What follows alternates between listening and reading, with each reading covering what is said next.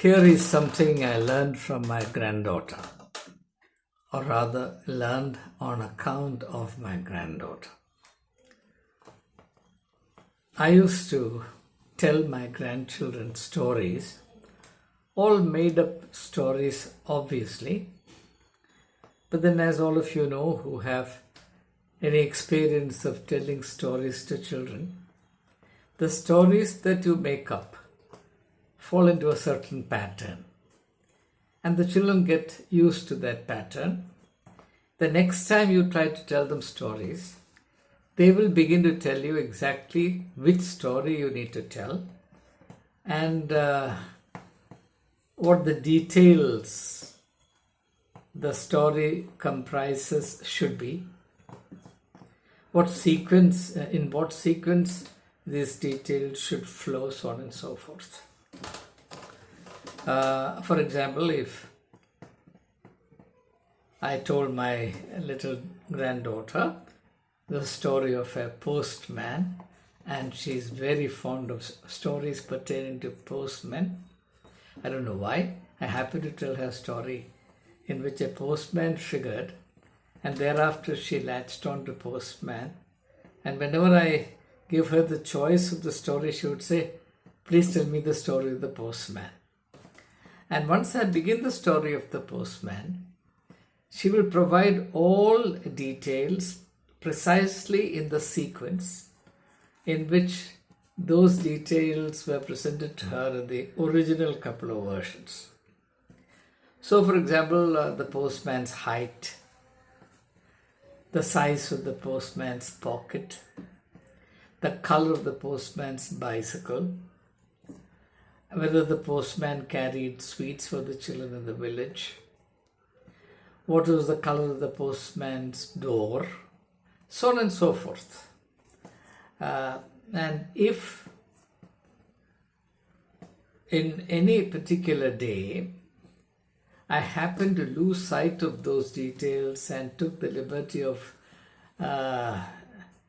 painting the door of the postman's house blue instead of yellow, or yellow instead of blue, she would immediately correct me, and she would not let me proceed with the story unless I have accepted the correction.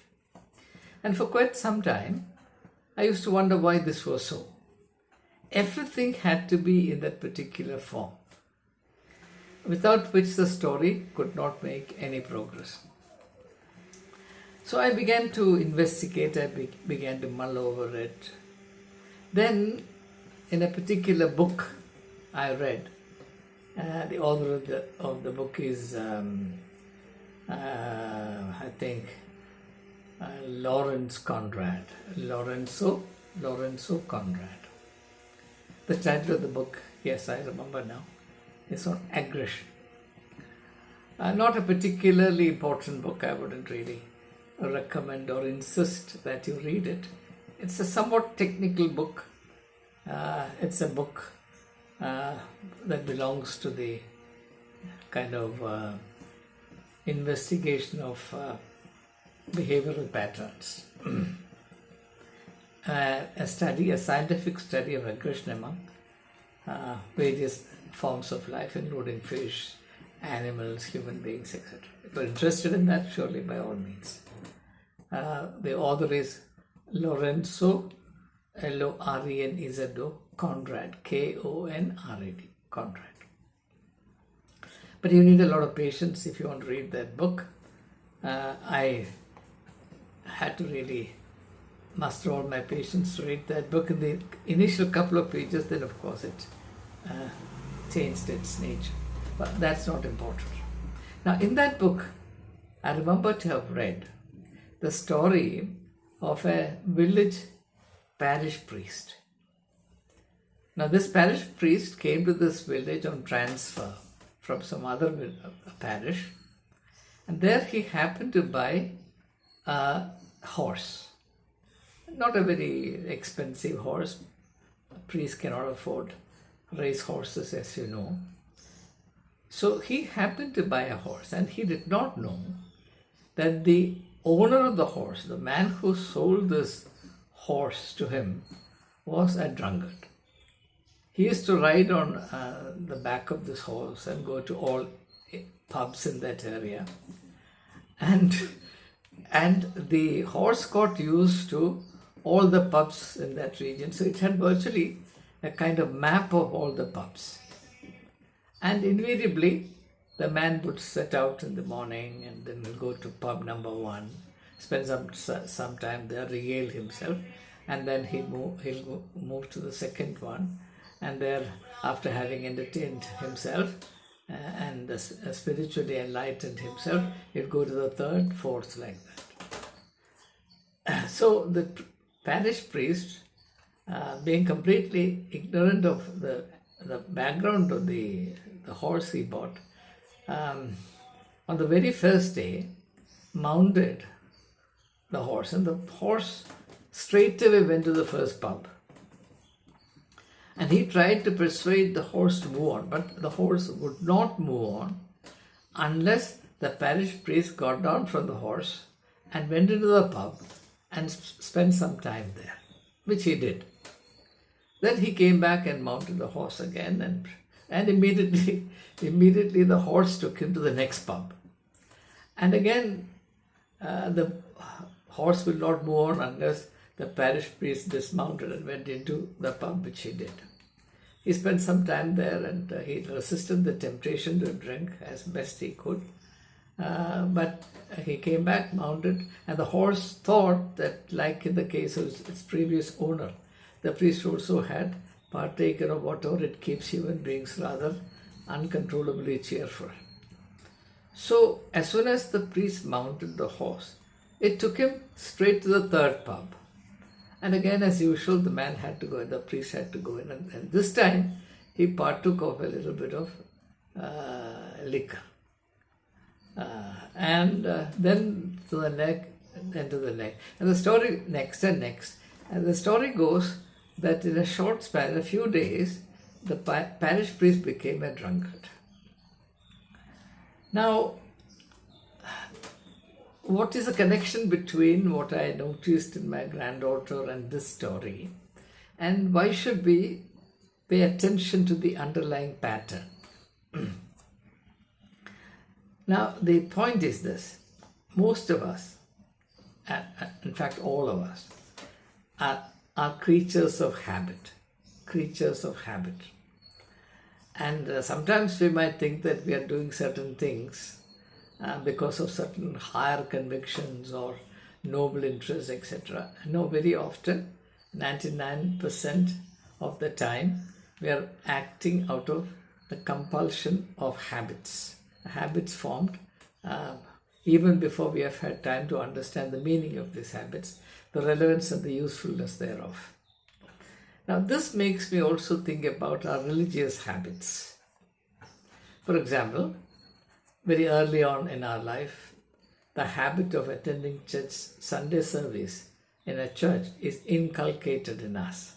It is encoded in us. And therefore, when Sunday morning comes, a certain inner state becomes activated. And we feel inwardly impelled to go to the church service. And we think that this is because of our religiosity, or some people might think that this is because of the impulsion of the Holy Spirit within, or because our spirit is yearning or thirsting to have fellowship with God. As the psalmist says, as a heart pants after the brook, so does my soul long to be with you, O God. Nothing of the sort. It is nothing but sheer tyranny of habit.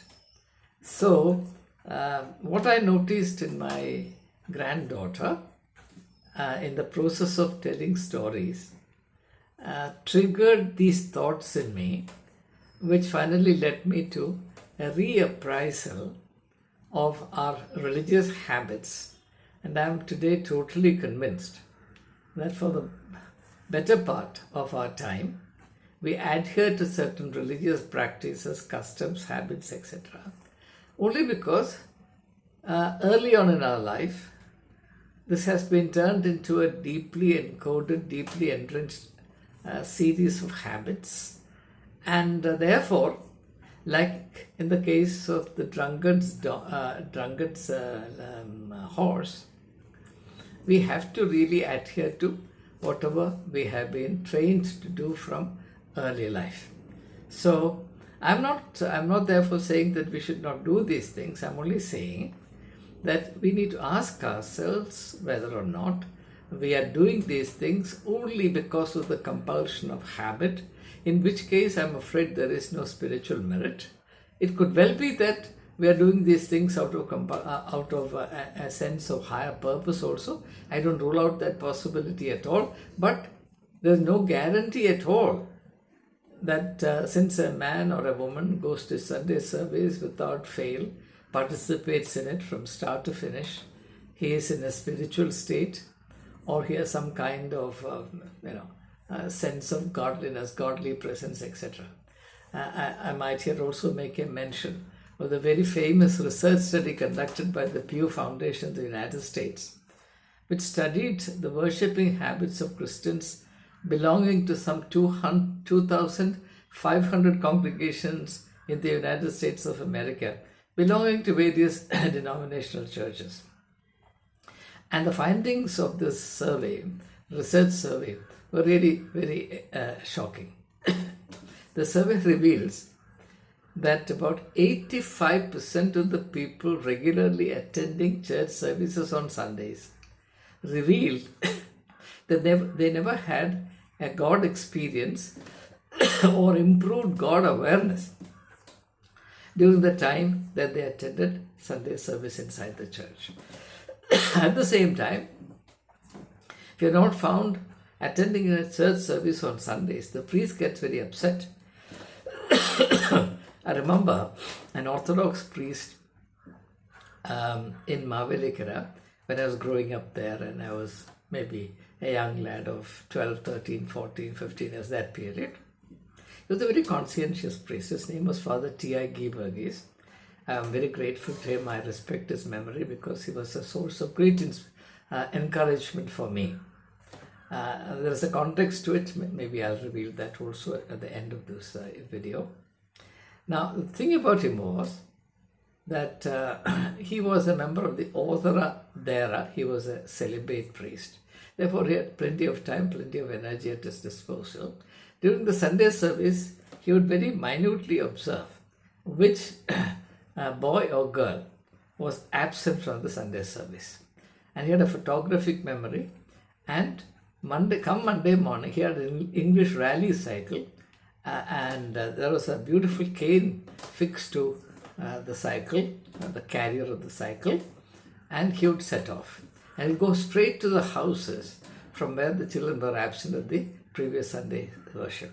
And before he would give them any explanation, he would take out his cane and give each of them 2 cuts. And then he would tell them why he gave them the special treatment.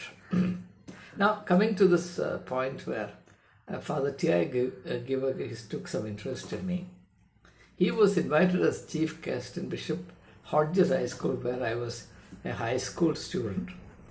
And in those days, for better for worse, I was an all-rounder. I was proficient in sports, games.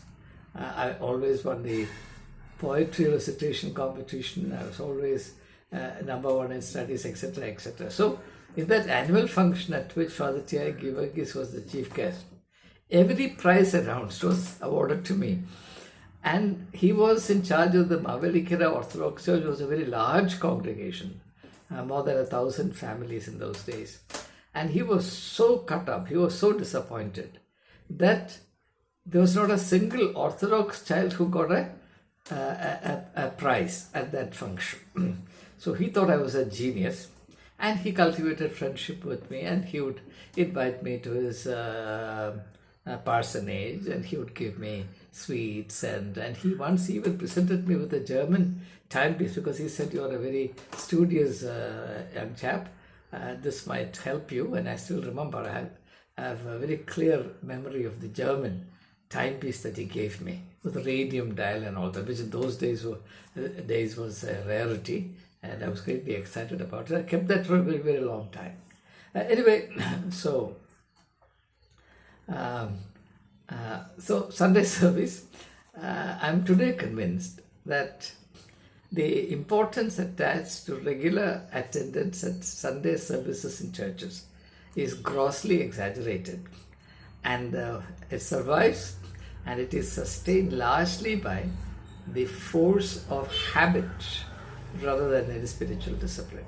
Well, I leave that to you and see where we have reached from my little granddaughter's fondness for stories and the postman stories I used to tell her. We have traveled a long way here, there, and everywhere, and finally landed up with Father Tiagi Verghese and his cane. Well, that's how life is, and thank you very much for your patient listening. Bye.